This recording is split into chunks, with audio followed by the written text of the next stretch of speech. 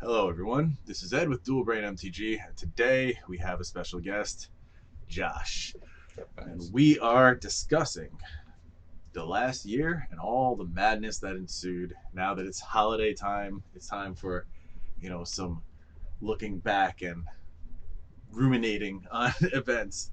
Let's talk about I it. have come here to chew bubblegum and kick ass, and I'm all out of bubblegum. Okay, so this year, what a year it has been. Beginning of the year, we were in a bull market for cards. At the end of the year, we're in a freaking the craziest bear market in years.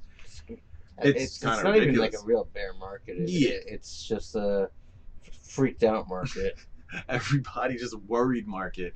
Yeah, definitely. Okay, so let's start. This year, the first 3 months, we had double feature, which people weren't really that excited That was the about. coolest set of the year, probably. Exactly, and it turned into something that because people didn't like it then, later on people liked it, and it was kind of rare. So that was interesting effects, huh?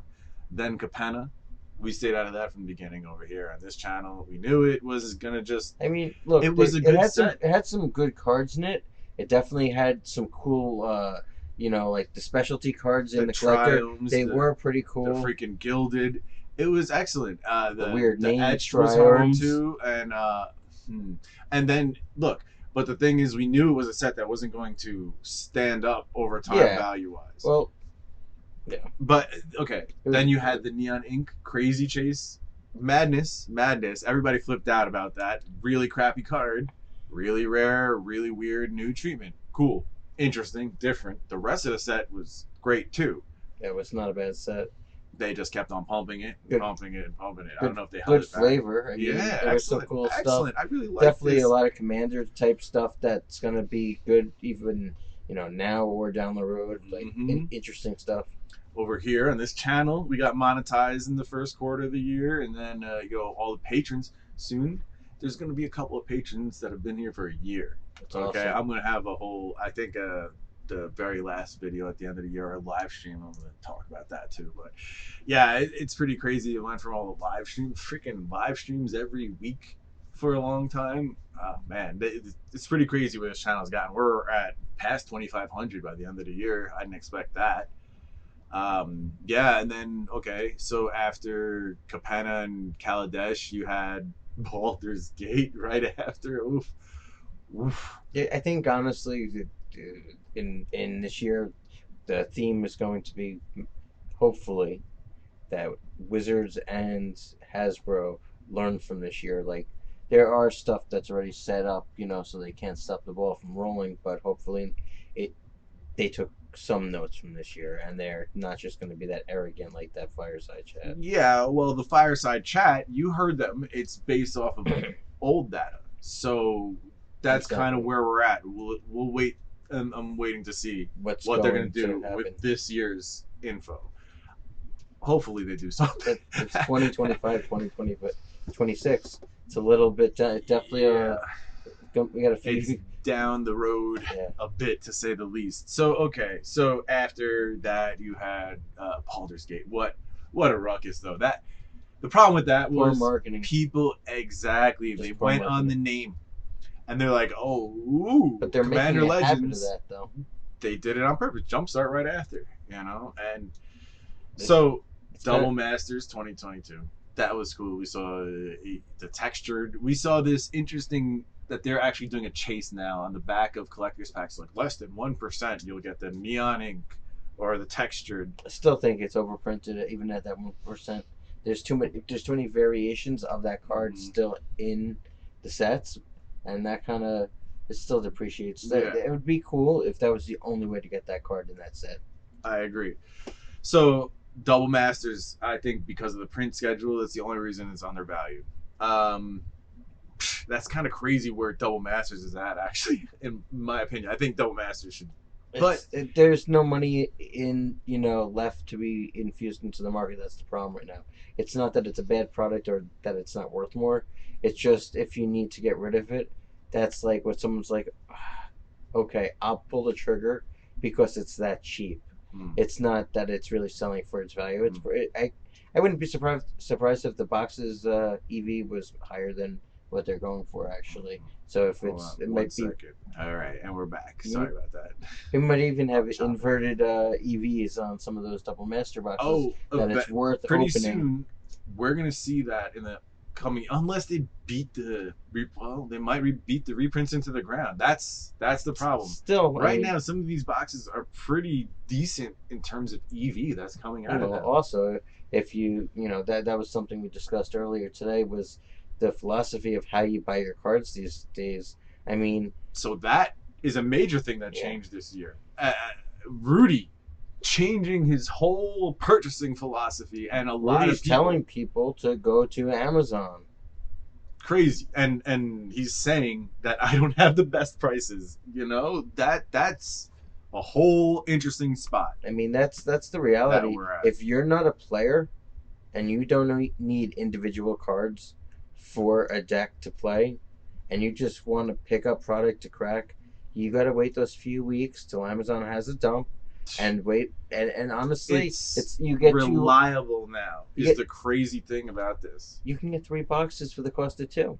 The madness that I've seen is how much they pushed Lost Legends, and then they dumped that on Amazon. That seems. I gotta be honest, they neutered it. It really, that's what it was. The people The who set knew, was killed. Yeah, that set was. they messed up that set so bad because And then let's talk about that. And then we progress later on in the year, and we find out that they are reprinting the best cards from the past bunch of sets. Shieldred and Jin Gataxias and all this stuff in Phyrexia All-V1. We saw Brothers War, the first set with serialized cards. Now, that was interesting. It's interesting to see that a month later, prices are still holding up. it's awkward. And that's crazy to say. I'm just gonna.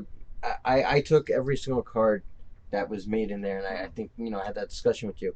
More than 50% of those cards have 0 to 1% played in Commander, Legacy, or Modern. Half of those cards are totally useless cards, and it's like the Neon Ink. They did it on purpose. They chose for the first. They didn't want to make anything numbered so cards. crazy. They put in 1 or 2. They gave them a Mox Amber, I guess, and But that's not even that great. Aetherflux Reservoir. Right? I think there was one card that was 9% index, and one in 7%, and most of them were below 5. And that's what I'm saying. Like, to be in 5, that means 1 in 20 decks that are basically meta or playable. Have that card in them. My question is, right, how they work is when they do an experiment like serial numbers, they tend, or Neon Ink, like we're talking about, they tend to do not the best of cards, right? They don't want to cause a problem. But they keep on moving on to the next thing, right? So what is that information for? What are they saving the good serialized card or the good Neon Ink for? It's never going to happen. I think that was kind of what I was saying before, that this is their learning year and to see what works and what doesn't work. And I'm hoping I hope that they really do learn something. how to fix this problem, because they just diluted everything and overdone everything when it's come to the collector's edition and the type of availability of every individual card.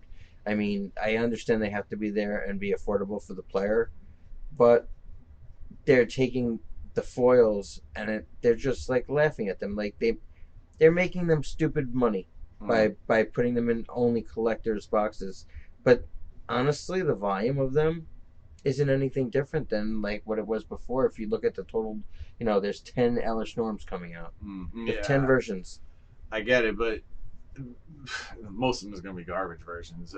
Well, only the top and the bottom are going to matter. The ones that people play and the very, very fancy one. But they're still, like, that's what I'm saying. Like, the fancy ones only fancy because they're putting it in that one slot. It's a certain rate, too. Who says that the other ones aren't going to look better or be more desirable? You don't know that. You don't know that until it comes out, until people get it in hands. Okay, so let's just finish off the year. This whole nother discussion.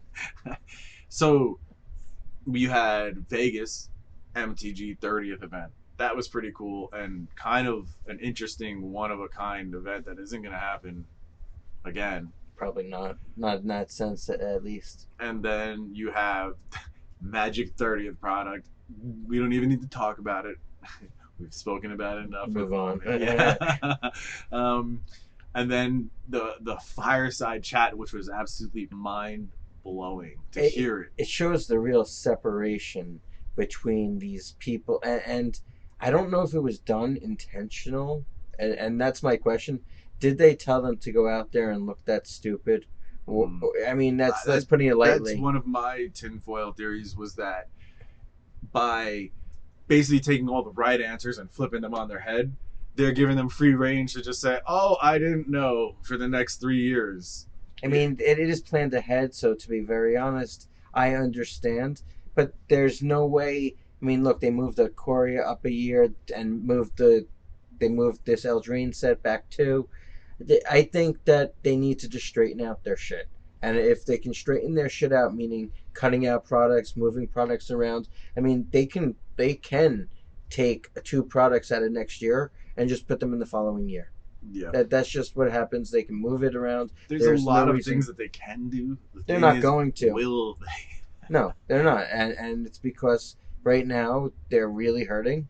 They're hurting in every sense of, their product. I mean, just Hasbro stock in general. It's not even just Magic. It is everything. I mean, we'll talk about the results of all this stuff and where we're going with it in the future in the next years in another video. This one, however, is our wrap up for the year and what's been happening. So catch you guys soon. Remember to like and subscribe. Check out the Patreon, channel memberships. Other things? What else we got? I don't know. Other things? Leave us comments. What please. your thoughts were on 2022? Yeah, give me a small statement, a summary. Summarize 2022. I want. And also, what you're interested in seeing in 2023? What do you hope is going to happen? I mean, I think there's more for the 2023 video. Yeah. All right, guys. Catch you soon. That's it, Peace. man. Game over, man. Game over. What the fuck are we gonna do now? What are we gonna do? Maybe we could build a fire, sing a couple of songs, huh? Why don't we try that?